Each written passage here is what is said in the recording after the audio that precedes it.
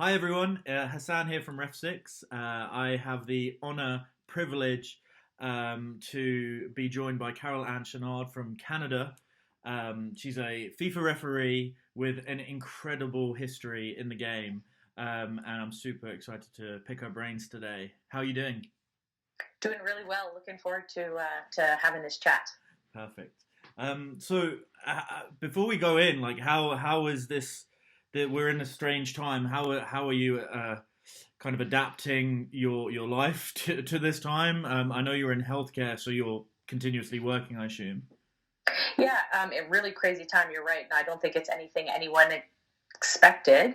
I'm working from home, which is very different. I normally go into the office every day. I do work for our federal Department of Health, so we are working very hard to try and enable some of the life-saving healthcare that's required, and making sure our frontline service providers have what they need, making sure we're fast tracking and trying to get approvals of new drugs and new medical devices and that kind of thing. So it's been interesting and busy from that standpoint. Sure.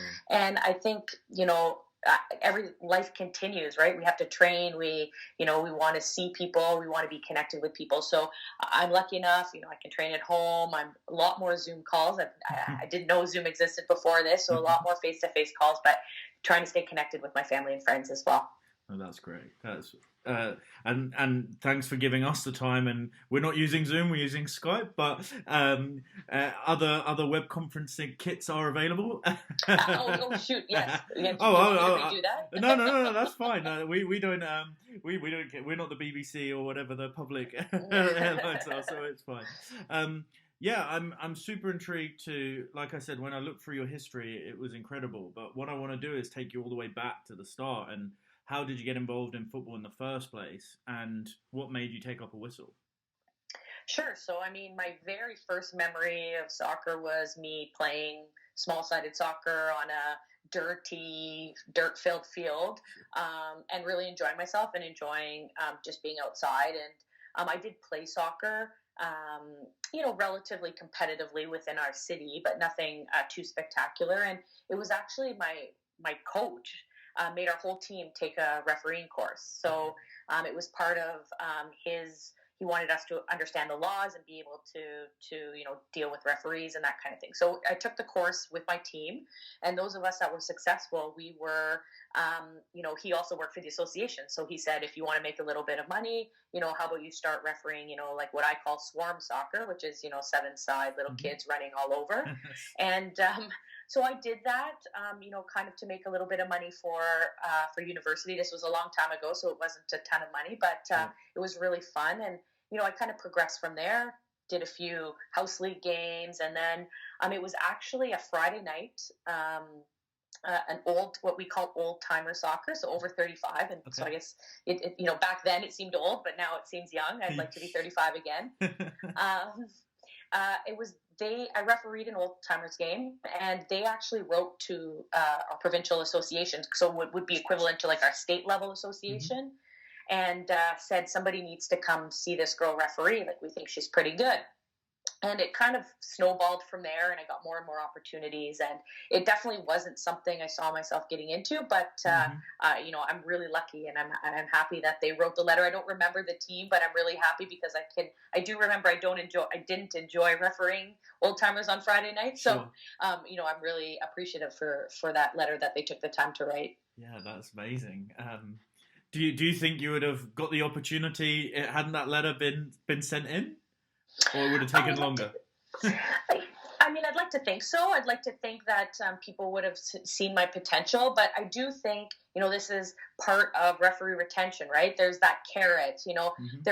refereeing so difficult. It does take sometimes somebody to pat you on the back or to give you an opportunity to really make you realize the contribution that for the hard work that you're putting in. Sure. And I assume the old timers league that you were refereeing on was that men's or women's games?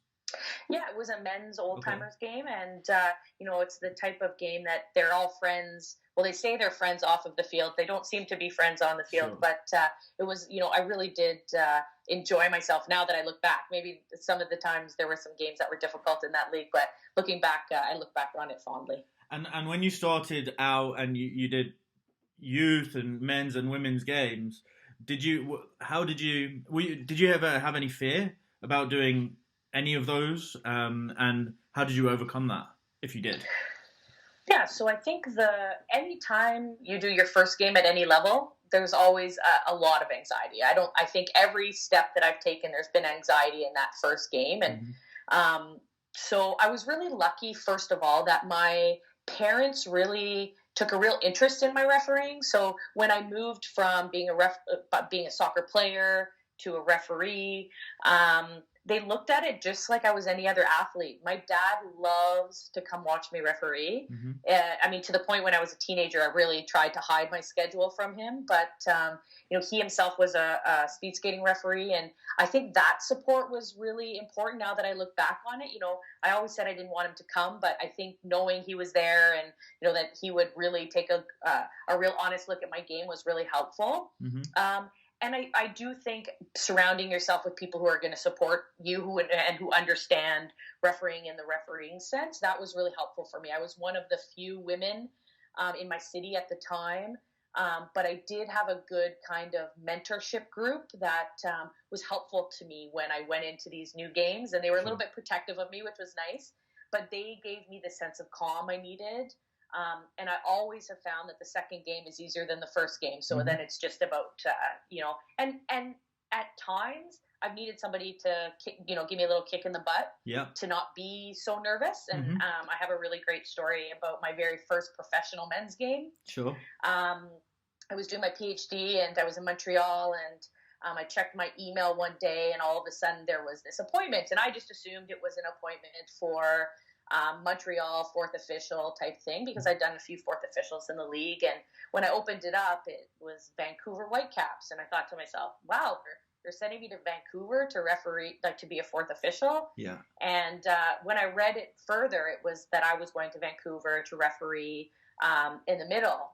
And immediately, my immediate instinct was to turn my computer off. So I minimized the window, and I left. And I was already nervous, and it took me a couple days. And when I mentioned it to my dad, he said to me, "Well, Caroline, like, do you think you're not as good as the referees that are refereeing in this league?" And I said, "No, I know I can do it." And he's like, "Well, then what are you waiting for?" Yeah. And he kind of said to me, like, "You have 3 or 4 weeks before this game. You can't be this nervous for 4 weeks. You're going to make yourself sick. So like, accept it, suck it up, and then get ready And for get the ready game." for it. And that I needed that push, and so that was really great. That's amazing. What year was that one? That would have been in no, sorry, in 2005. Okay. That Okay. aged me a So little that bit was there. the Canadian league, right? So it was, I think at the time, so it was a league that it kind of switched between like the A League, the USL, and the NASL. I Okay. can't remember which it was, but so this was the league that Vancouver and Montreal and Toronto played in before The the MLS existed. So I remember it was Vancouver Whitecaps against the Minnesota team, and I can still see Minnesota was playing in some type of green uniform. Amazing. It was, but yeah, really, I have a hard time remembering details about Sure. games from a long time ago, but this is one that sticks in my mind for sure. Of course, yeah. At any point during your career, I assume you must have had to be an assistant at some point as well. Um, you're smiling. So one thing I always like to ask is because we have referees who listen who might be getting to a point in their career where they have to make a choice between refereeing or assistant, and they're doing both right now. So always like to hear insight into how you potentially made the decision, or it was made for you potentially, just to give them advice, really.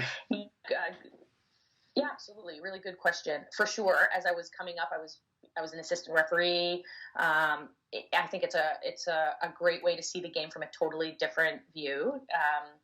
I thought I was a very good referee. In fact, assistant referee. Sorry, I thought I was pretty good when I was doing it, and I thought I gave good support. And I think people in the Canadian Soccer Association might say otherwise now, but I think there's a couple things. For me, I'm not saying the decision was made for me, but I think people saw a strength in my abilities in the middle as a referee, and really focused on that. And so I think that sometimes you'll find that instinctively, kind of as the appointments come, as you move up, you're almost like directed into a stream. And that happens often in Canada, where by the time you become appointed to the national list, Mm-hmm. you're appointed as a referee or an assistant referee, and that decision, I would say 50% of the time, is almost made for you, right? Or at least Sure. directed. It's part of your development. They start moving you to one stream or the other. I would say, I mean, they are two totally different kind of abilities. Mm-hmm. I mean, the way a top assistant referee sees the field and moves and is able to judge these tight decisions is a very different way than a referee looks at the game, right? Because we're looking much more broadly. And sometimes I tell my assistant referee, I know you want me to give you information, but like, if you don't tell me, like, offside is not something that I'm thinking about, right? So for me, it was, I would say, a little bit timing, right? I was, there weren't very many referees in Canada. They were, we had one of the top referees in the world at the time, Sonia Denoncourt, who was still refereeing.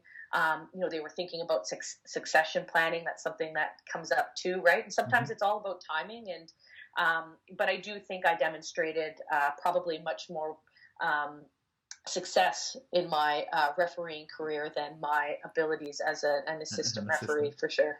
Brilliant. So now I want to get on to kind of some of the big achievements, and I've got a list, and I'm going to list them all out, and then we're probably going to chat through a little bit. These are the things I've found. There might be a lot more, so apologies if I missed anything that, and you can highlight anything that I've missed. But you've been to 2 Olympics, I believe. 2012 in London, 2016 in Rio. In London, you refereed Great Britain against Brazil.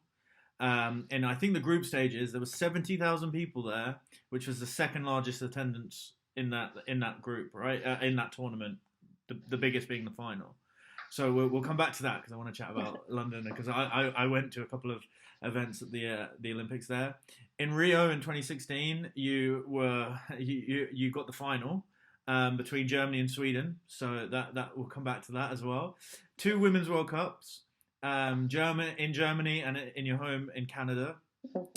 You were part of a group of female referees who went to the 2017 Under-17 Men's World Cup, so that's got to have some interesting stories there as well. And then I think last year you led the first ever all-women's team in a Canadian Premier League game as well. So it seems just like you've just had an incredibly, like, you've travelled everywhere. it sounds like. Having me just listed them off, what are the 2 or 3 kind of big memories there that I've just sparked? Yeah, I mean, there's a ton, right? I think for sure that game in Wembley, the Olympics in London, was a huge game. 1, it's Wembley Stadium. 2, it's the home countries playing. It's Brazil. It's 72,000 people, which doesn't happen all that often. So I think that was fantastic. I think I have memories. I've been doing. My first ever FIFA tournament was in 2008. 2007. 2007. Sure. No, 2008. 2008. So my first FIFA tournament was in 2008, and I've had so many wonderful opportunities, and I can think of really, really great things that happened in every one of them. I go back to my very first under-20s in 2008 in Chile, and I just remember I didn't referee in the first round, and then I refereed every round until the semi-final. And every game that I would finish, because it was my first tournament, I'd say, okay, that was a good game. I can go home now and I can be happy. And then all of a sudden I'd get another game and another game. And I remember leaving there thinking, okay, now I need to do better at the next one. How do you do that, right? That's a whole new stress and pressure. And then I think about, my first World Cup in Germany, and there's great, I did a semi-final with 11 fouls. Like, who does a semi-final with 11 fouls? It was like the most beautiful game to just watch and be part of. And then, I talk about the 2 World Cups in my own country, and then being, the one of the first women to participate with another group of with other women in this men's under-17. I mean, I've been really, really blessed to be involved in some really big tournaments and big games and big events. And I've,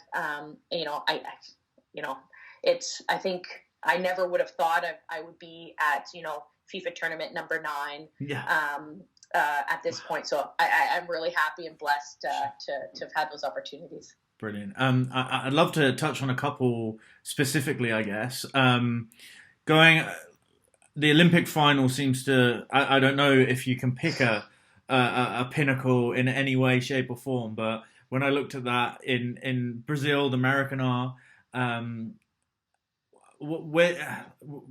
during the tournament. Well, actually, before I go into the game. One thing I've always wanted to know, how are the referees treated at the Olympics? Are you in like the athletes' village, or are you kept separate? Do you go to the the opening ceremony, or are you kept like? I'm just intrigued. So I'll have 2 things to say. So, well, many things to say, but first of all, we're super lucky because the Olympics are kind of very different from a FIFA tournament because they are run by the International Olympic Committee. There's a lot of different rules around advertising and who can go and how many officials and where you stay. And yes, traditionally officials, they don't stay in the athletes' village, but there's something called the officials' village. But no one talks I've never about seen the officials' village because the soccer referees we stayed in a hotel because FIFA kind of has I'm sure there's some agreements, but have kind of taken over management of the referees. So we stayed in hotels outside of the village, kind of in both tournaments. Because we went to training grounds and things like that. So we're really well looked after. The first tournament, so when I was in London, it was the busiest tournament by far I have ever been to. We had a few less officials than normal, so we were refereeing like every second day or traveling at least every second day. Of course, it was in London, but the games were all over. Mm-hmm. So, and because of my schedule, I traveled to all 3 national stadiums. So I went to Scotland, I went to Wales, and then I refereed in London. So a lot of travel. It was like we almost didn't see each other, all of the referees together. Like we would do a quick debrief after every round of games, but then we were out the next day. So super, super busy. I saw nothing other than soccer and the hotel. Okay. But some officials did get to go to the opening ceremonies. So at the next Olympics, when I got to Brazil, I was lucky enough to not have to referee the day after the opening ceremonies. And so I was part of the group of referees that got to go see an opening ceremony. And as I was an elite athlete in short track speed skating before, and then I always thought I would go to the Olympics as an athlete, and then to be able to go, I still consider myself as an athlete, but as an official, as a referee, to be able to be in the stadium when the opening ceremonies took place was really something special, and I'm really happy that the scheduling maybe took into consideration that I had missed out the first time and got to see it the second time around. That's amazing. And then I guess to me, a couple of things. One is the Women's World Cup. Have you seen the progression grow, like since Germany to Canada, and watching last year? Like, what's changed? I guess. Well, first of all, when in Germany in 2011, I thought that tournament really put women's soccer, at a different level.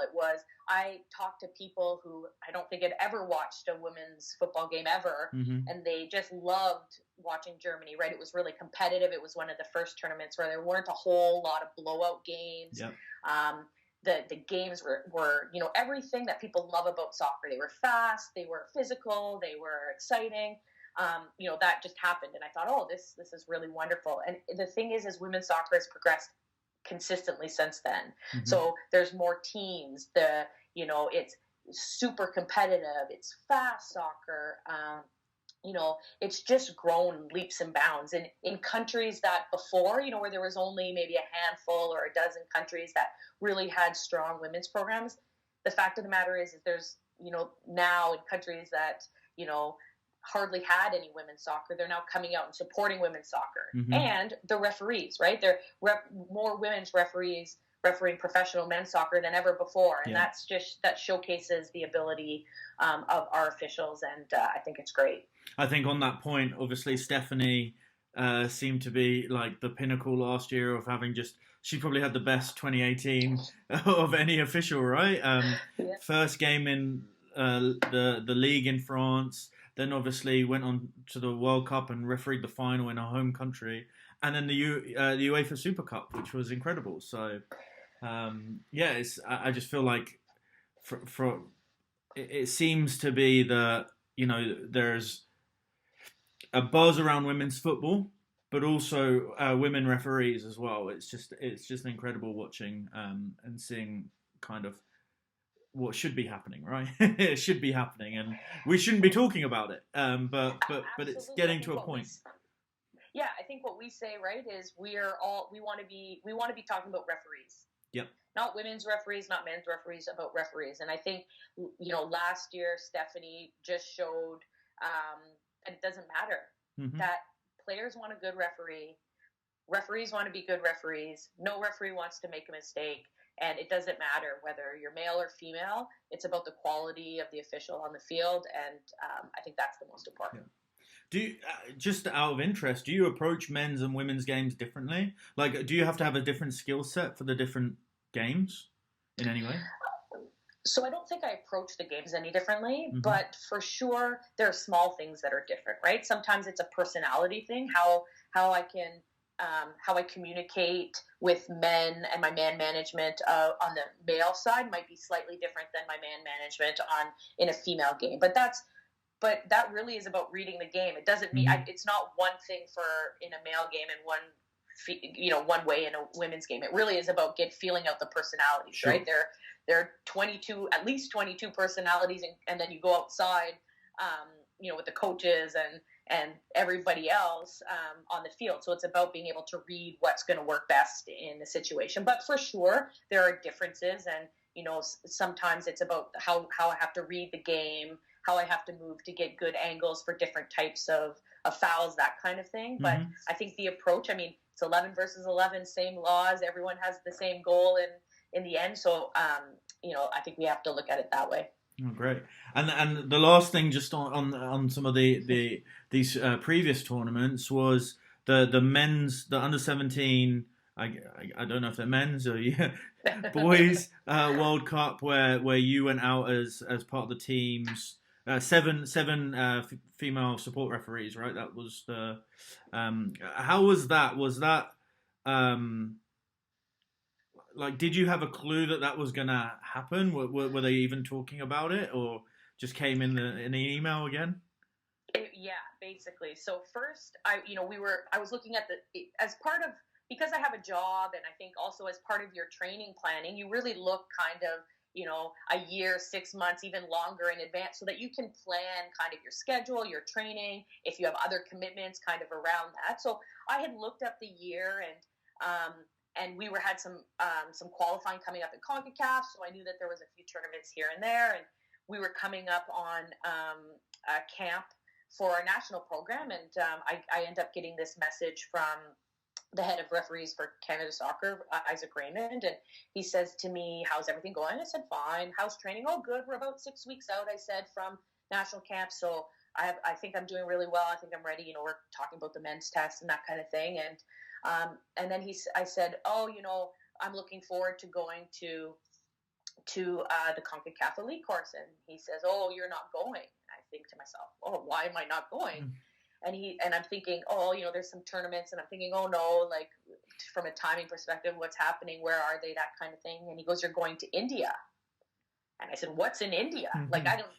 In all of my planning, there was no tournament in India. And It turns out, he goes, "Oh, the men's under 17. And I said, "The men's under 17. And then we get the email from FIFA, which explains a little bit more. And so it was, FIFA, they even called after, Carrie Sykes just gave us a call to say, I just want to, explain how this happened and why you found out kind of last minute, and you had, well, not last minute, but you had heard about it before and that kind of thing." So super excited. The group of women that were there were fantastic. and really good friends, and so that helps. And yeah, we got to go a fantastic tournament. Everyone asked the question of like, how was the integration between the men and the women, and it was really great. Mm-hmm. Everybody was super supportive and positive about the interactions. Obviously, very different scenario for them, having us in their tournament and that kind of thing. And then, to have Esther Staubli from Switzerland be able to referee a game there. So we went to support officials, but to have the opportunity to do a game and to do so well, I think was really fantastic. And we were only there for the group stage, but a super, super great opportunity, and a real learning experience on how to support, to be the best you can, to support the officials the best way you can. That's amazing. What I'm intrigued because I knew a lot of it that it was happening in India, but we didn't get much streamed back on TV. So how did the country as a whole take? Obviously, it's an under-17 World Cup, so it's maybe not it's not obviously the same as a World Cup, but was there a lot of support out? It's a cricket nation, right? Absolutely, cricket nation. Yeah, because even some of the games were, in one of the cricket stadiums, kind of, in a sense. But I think the support was pretty good. I think, it was hot. Yeah. Okay, first of all, it was hot, like really hot. Like I felt for some of those guys running out there because it was hot, and it was kind of rainy season too, a little bit. Yeah. So I think, but they had, the really positive thing was, they were so behind the Indian soccer team, like, Okay. tons of fans there. I think, in some of the stadiums, maybe it wasn't full in the round robin, but the support was definitely there. It was on TV. There was a lot of, you saw the ads, and you saw they were interviewing the players. So, you really saw and telling the stories of the players, which I think was really helpful, because you're right, it came out a lot. This is a cricket nation. We want people behind football, and they really kind of stepped up and came out and cheered. And even, for me, when it was like so hot, Yeah. they really stepped it up and made it a great tournament. Yeah, my dad's Indian, so I have this vision. In one year, in 20 years' time, there'll be a World Cup in India. I hope. I think it's got to happen. It's possible. I wanna kind of touch upon 2018 for you, because it was I don't know. I don't want to put words in your mouth, but it seemed like a roller coaster, maybe. So I'd love to chat about, you were meant to be going out to France, and obviously things changed. So how did that affect you, and more importantly, like how are you today, and how are you taking the experience for the future? Yeah, absolutely. So 2019 definitely did not go the way that I thought it was going to go. So the start of the year was crazy busy, right? We were getting ready for the World Cup. Obviously, we had secretly behind the scenes, they were working up on the situation regarding video assistant refereeing. So we had just had our first camp working on the video, to get used to video assistant referee. And then we were having second tournaments, and I had, a really good start to the season. I felt really fit. We had done a few games, right? We had some tournaments that were, we had gone to the All-Cast Cup, and we had some other camps where we were refereeing games, and they had gone really, really well. My team was working really well together. We were definitely like, this was how you want your 5 months before the World Cup to go. So it was super positive. And then a couple weeks, literally before leaving for the World Cup, I was, experiencing a little bit of like pain in my breastbone, and I had tried many different things to try and get rid of it, and it was seeming to me like inflammation that I just couldn't get rid of, and I didn't know why. And I ended up going to the doctor, and that's when they found this lump, and I was diagnosed with breast cancer. And so that was literally Friday before leaving for the World Cup. On Tuesday was the day I was supposed to be leaving, was when I met with my oncologist and received that news. And so for sure, the first thing, it's like super scary, right? Like, by the time in the 2 weeks that everything kind of went super quickly, because it really was super, super quick, the kind of steps, because I had said, like, I'm leaving. I need at least a little bit of information if I'm going to go or come back or what's going to happen. And so the doctors were really good to help me with that. But it's really the unknown, right? So I kind of in my head said, okay, it could be cancer. So when they said it was cancer, it's not like it was this surprise, because I was trying mentally to get myself to that place. And then my mind immediately turned to, like, holy crap, I'm supposed to be leaving for the World Cup. I don't really have time, like, right now to think about it, right? Like, I knew in a week and a half,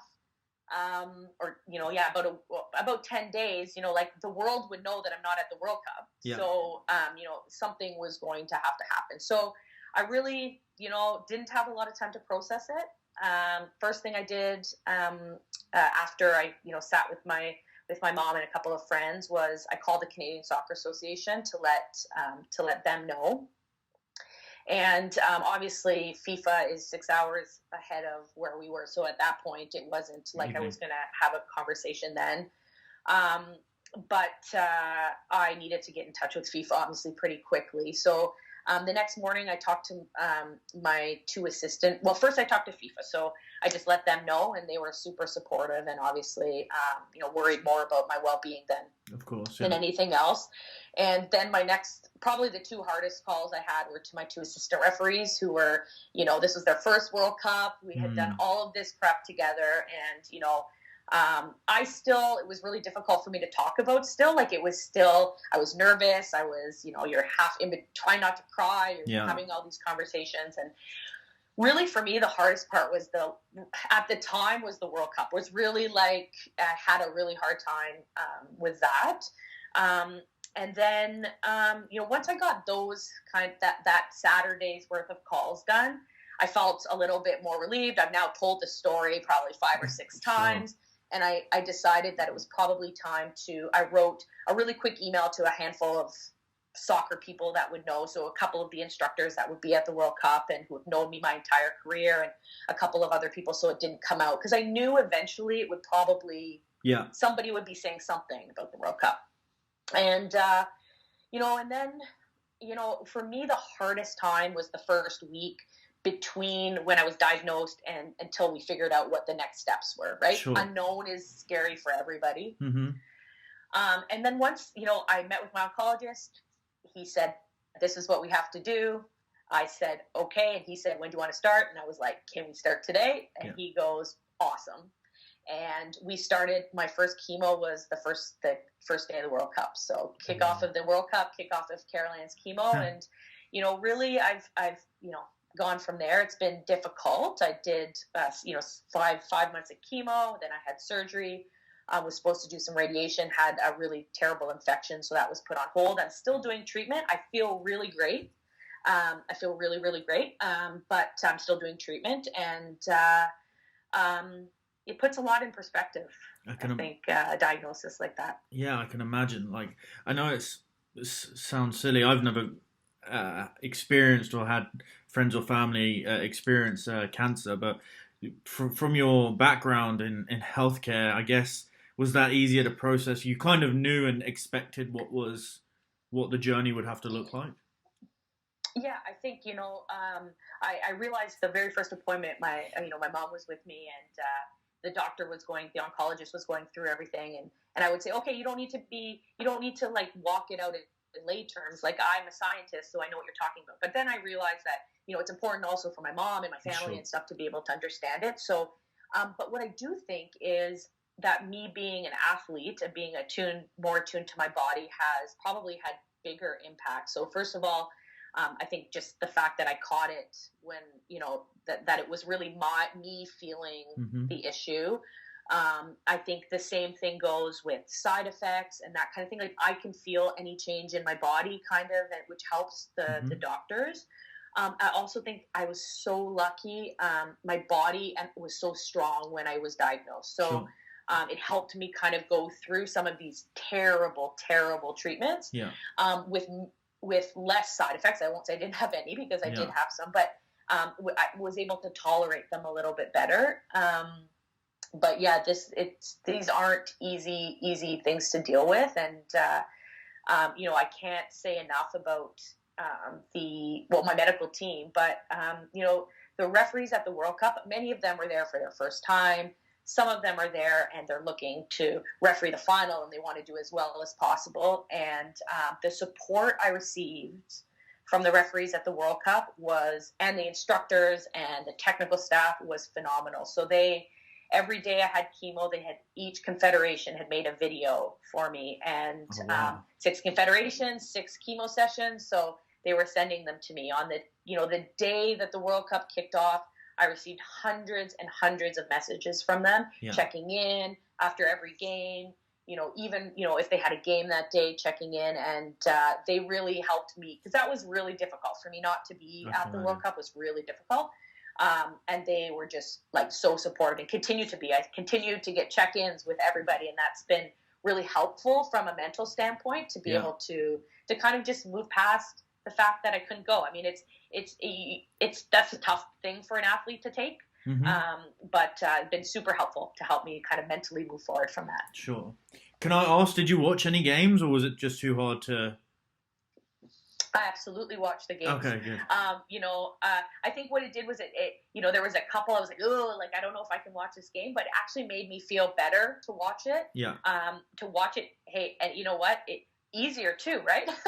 Easier for me to watch them on TV than to be refereeing them. But because I was I was their cheerleader. I wanted to, they were cheering me on, and I wanted to cheer them on. I know how much work goes into getting there, and how difficult it is. So whether it was a great game or a game that there was something that they wanted to look at, I wanted to watch them and cheer them on, and I wanted to be their teammate. And I was lucky enough to make it to France and watch the final and cheer them on. Oh, really? Oh, amazing. Yes. So I it was after literally 3 days after my second chemo, I flew to France. My oncologist would say against doctor's orders, but I didn't ask him, so there were no orders.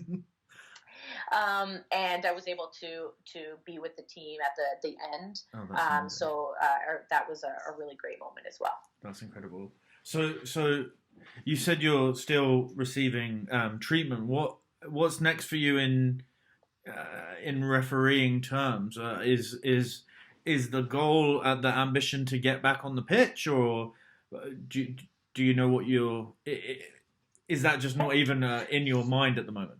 So honestly, once I realized I got through the first chemo and I didn't have all these really terrible side effects, the next goal became, let's get back on the field and let's be ready for the Olympics, in 2020. And that was really the goal. And listen, I had no idea if it was possible. I had no idea I knew what high level the plan was from a treatment perspective, right? You know what each step is, but I had no idea how I would recover, what kind of surgery at the beginning I needed. I didn't even know. And so that would have impacted kind of recovery. And I also didn't know how much I could train during treatment itself. So, I was able to, I'm going to use training, and I'm going to use air quotes for, those who are listening. I did some form of training throughout the entire treatment, and probably more than most people would do, but definitely had an impact on my body. The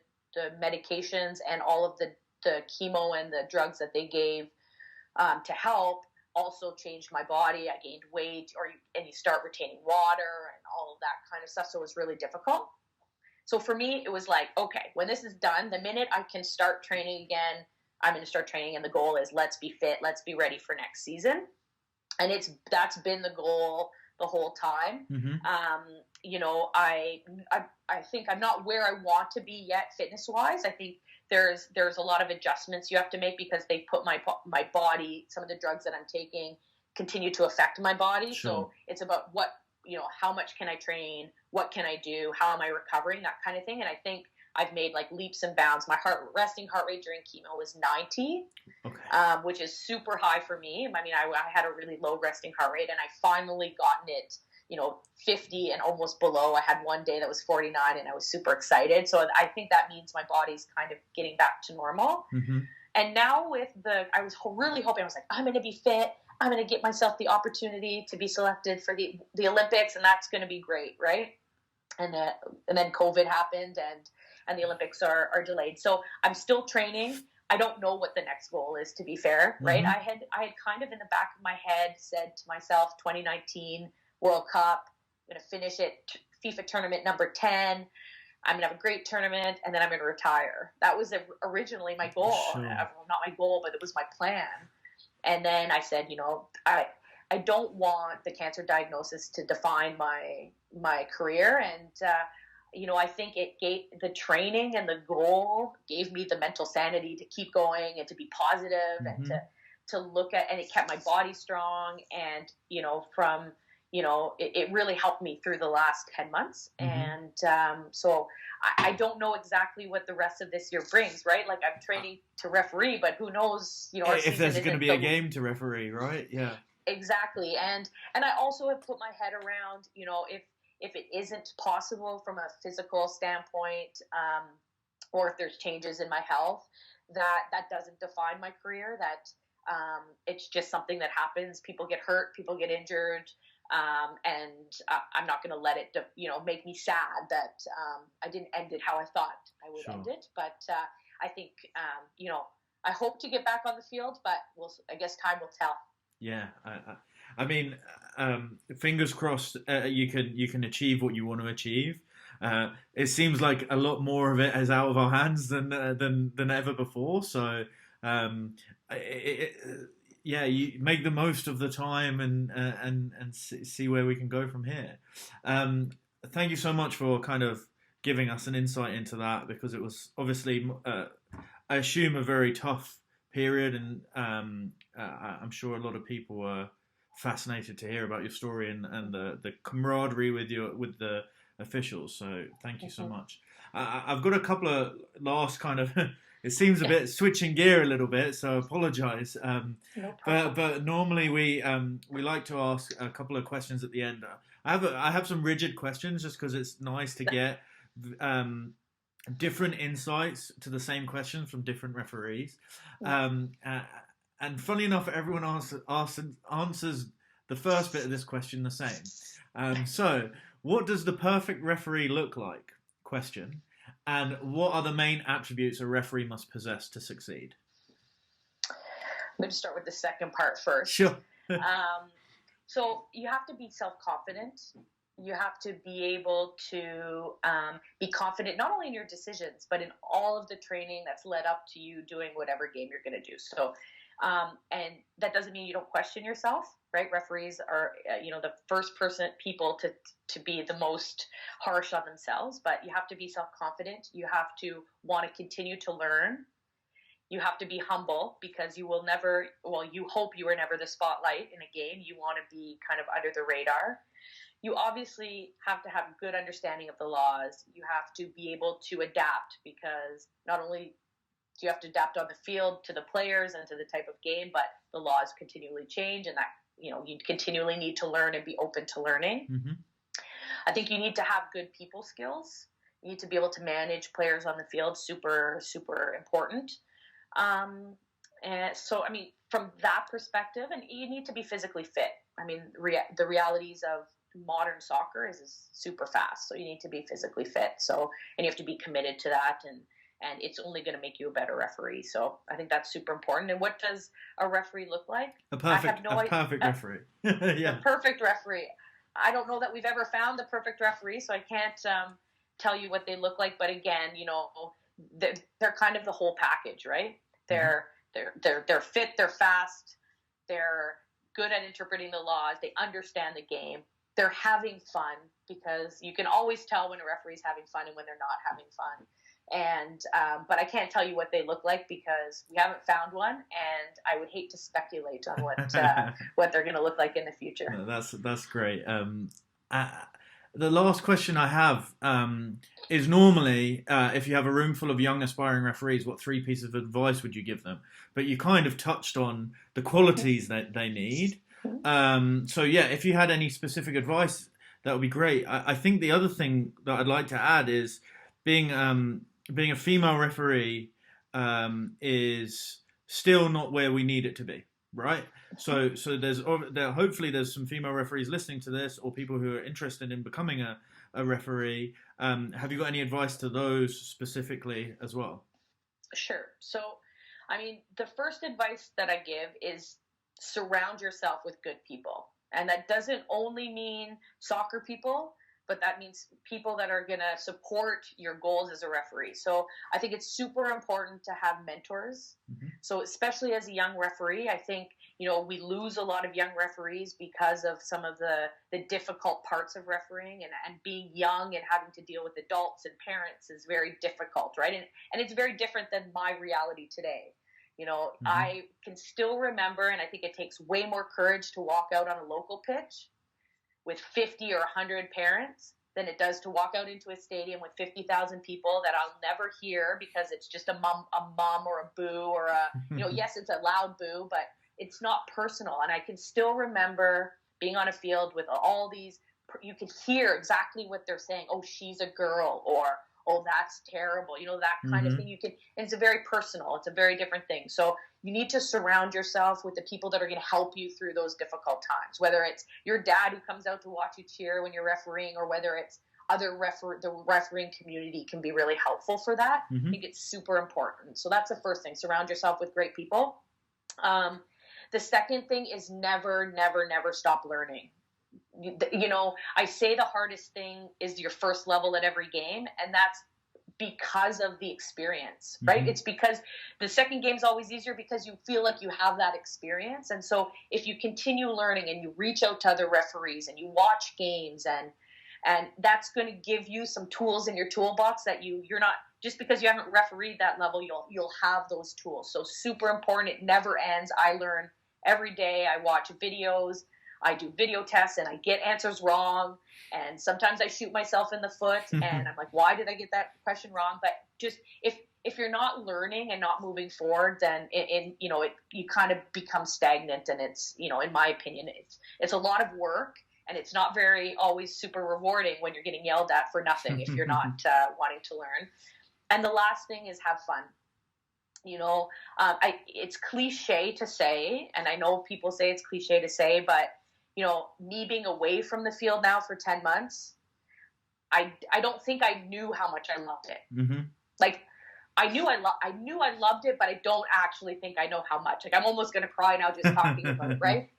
Like, I wish I was on the field. So enjoy every single moment. Yeah. I think that's the most important. I think the friends I've made, like I said, this community of people, that it doesn't matter where they come from. I mean, look, Hassan, we've never met in person. There you go. And it's just this amazing community of people. And so enjoy it. And, you know, whether it's, yes, it sucks to go out and run, and it's dark and you're hot, and it's this terrible training that everyone feels terrible after. Well, isn't it more fun when there's another referee beside you doing the same thing and is bent over, breathing hard? Like, enjoy the game. It's, I think it's the world's game for a reason, and enjoy it. So that would be my 3 pieces of advice. Amazing. For the women, I mean, the advice is exactly the same. But I think, I think now is more evident than ever that we have our place in this game, and that, the world is our oyster. There are so many opportunities at whatever level you want to be a referee at. It doesn't mean you need to want to be a FIFA referee. If, whatever level you want to be, there's going to be an opportunity. There's going to be an opportunity for sure. No, amazing. You've got me welling up a little bit now. I'm super excited. I've never refereed anywhere near the heights you have, but one year I took a year out because I thought I don't need it, and then when I got back on, I didn't realize how much I missed it until I went and refereed another game, and I was just like, oh, hold on. So I feel like that's a very poignant, like everyone's probably feeling that same emotion right now. And I think when those whistles start sounding again, I think everyone's just going to feel this relief, whether you're a referee, a player, or a coach. So that's great. Caroline, it was an absolute pleasure. It was one of the most enjoyable conversations I've had, and I'm so glad that we can share this with our community when we get this going. So thank you so much for your time. Awesome. Thanks so much, guys.